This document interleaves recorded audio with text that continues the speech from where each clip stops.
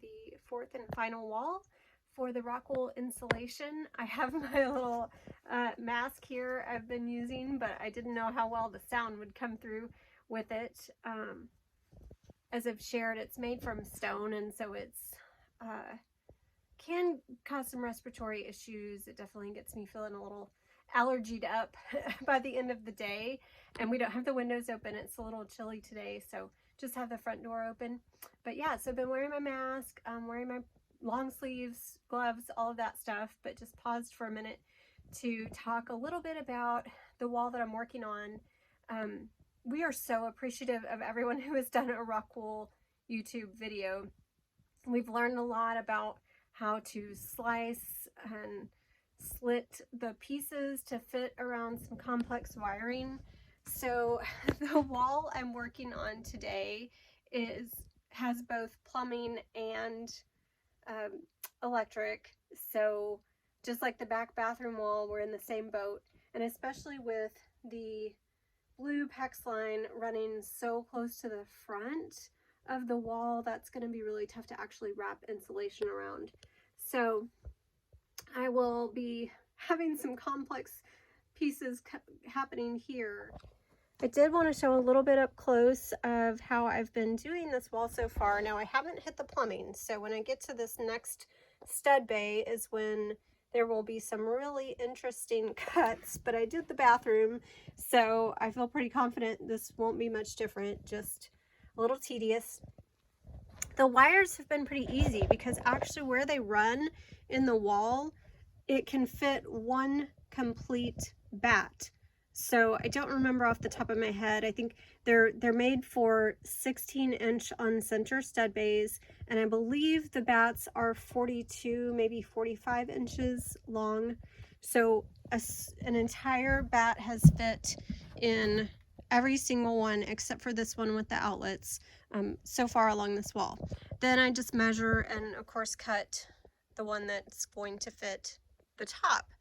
Now, with the wiring running where it is, I've been able to just put a small slit in the bottom of each bat and fit it over those wires. So that's what I've been doing to fit the tops here, because it'll definitely become more complex as I get down there. I found too, just as a tip, that working with smaller pieces when I'm working around some of these more complex junctions is easier. So there's actually a seam right here. I used a very small piece. This had some wires coming up out of it that ran at an angle. So I cut my square. I actually held the bat up to the wall, kind of measured using my knife to cut just small slits so as a marker. And then I cut, and actually I can pull this out. Probably not the smartest without gloves on, but I can show you. So here's where I slit the back, and then that fits nicely around my wire. And then where the wire comes out, some of the wires that run along the wall. So for example, this one over here, you can just fit the batting in this side first and fit it nice and snug up against that wire. So no need to necessarily slit the side of that to make it fit. Just be sure you insert that side first and then work in this side. Now I did just notice this one's interesting in that it has wires on both sides. So yeah, I'll just kind of compress that and then make sure it sits flush on both sides. Some of these little gaps like this where the wire is, you know, we don't want to bend it too hard, so that will probably require a small slit in the batting along with the one that's going to go along the back here so that it fits around that.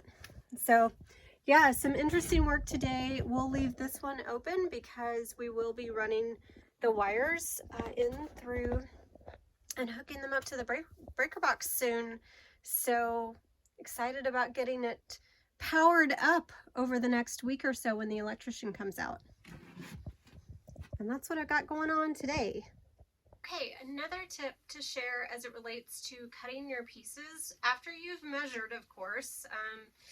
It's just like any other woodwork. It's, you know, measure twice, cut once. But when you're trying to measure across, so say you need a 10-inch piece and you're measuring, you've got this laying flat, you measure your 10 inches, then one tip is to mark little slits. So imagine this laying down flat on the ground, so it would be a little easier to work with, but okay, here's my 10 inches, here's my 10 inches. Unlike wrapping paper, which has those really nice grid lines across the back that you can cut a straight line with your scissors from the back, this is a little harder when it comes to cutting a straight line. And of course you don't want to end up with a bunch of lopsided pieces. There is of course some give when you're working with it, but if you get into the top, you want a nice secure fit. So you want it to be solid 10 inches all the way across, and so that's where you can make all of your little slits and then cut a 10-inch piece. Now you may find too, because of the top of the bat is crooked, in this case I measured 10 inches from this side and got here. I measured 10 inches from this side and came all the way down here. So you have to think about these not being a precise rectangle either. So it could be that you have to, what I try to do is err on the side of caution and add maybe a quarter or a half inch even to my measurement all the way across. So if I need a 10-inch piece, I might measure 10 1/4 or 10 1/2, and that way I know I can just fit it in really snug. I'm actually not going to fully cut this piece because I didn't need a 10-inch piece. I just used that as an example. So I may end up having a spot where I can use this full piece, which is now 29 inches after cutting part of it off for another section. We have tried to use as many remnants as we can, so there are some places where it's definitely like a game of Tetris, fitting it all in. You can see I've got a lot that where the 16-inch bay, where the bay was not 16 inches, I had to cut off long slits like this, or long pieces like this, so then I don't know that I'll have really a use for these because most of the rest of the wall is 16 inches. But what I could do is try to fit a couple of them together. If I have, say, this is probably about 10 inches wide, so I can use this for a 10-inch wide bay. But we definitely will end up with some extra, but we've made use of as much of the remnants as we can, and especially in places where it's maybe not quite as important, corners and things where we can just kind of jam it in there. So try to make the most of all of the pieces that we have, especially because we just have this wall left, and it should take the 2 packages that we have left without us having to buy any more for this wall. There's 12 in a package. We have 2 packages left, and we're hoping that will be enough to cover this wall. Then we have to decide what to do about the ceiling. So I'm gonna get back to work. To explain a little bit more about what we're talking about when we're talking about slits or channels for the wires, you can see I held the bat up. I kind of marked, so I have my X's marked where we're going to put nailers, the plates, so that people, that was a YouTube tip we learned, so we appreciated that. We've done them in the back bathroom so that we don't hit the pipes too.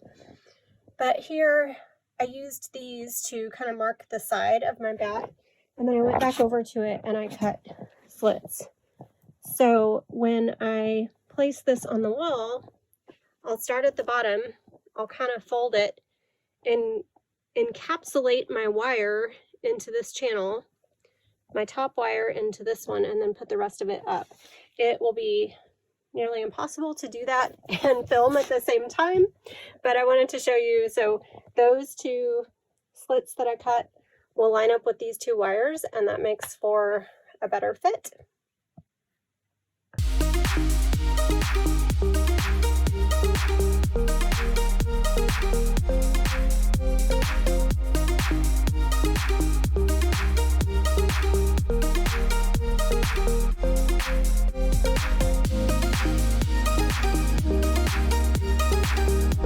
Thank you so much for watching this video. There is so much going on at Time Pastures, and we don't want you to miss a thing. So be sure and subscribe to our channel.